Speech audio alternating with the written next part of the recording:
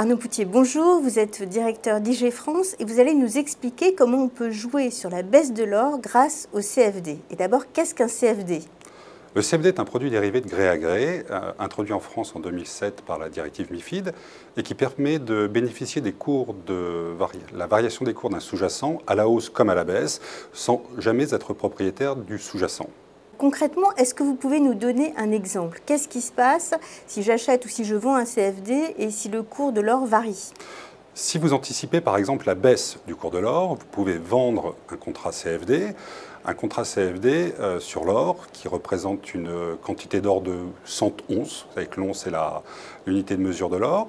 Donc à chaque fois que le cours de l'or va varier d'1 $, aujourd'hui on est environ à 1200 $ l'once, vous allez gagner 100 $.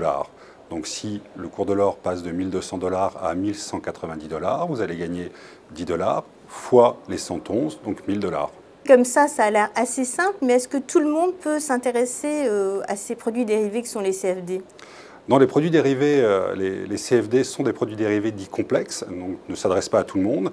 Il faut avant tout avoir une bonne connaissance du fonctionnement des marchés financiers et une expertise du fonctionnement de ces produits, les avoir utilisés précédemment et avoir une certaine maîtrise à la fois des capitaux engagés et surtout du risque que vous souhaitez mettre à votre investissement. Alors, quels sont les risques spécifiquement attachés au CFD et notamment, est-ce que vous pouvez nous expliquer comment joue l'effet de levier? L'effet de levier, c'est un rapport. C'est un rapport entre le montant que vous allez mettre à risque sur les marchés et le montant qu'on va vous demander, nous, courtiers, d'immobiliser sur votre compte.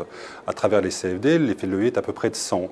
Donc ça veut dire que vous allez avoir une exposition sur le marché, par exemple, de 1000 € et on va vous demander une couverture sur votre compte de 10. C'est ça l'effet de levier.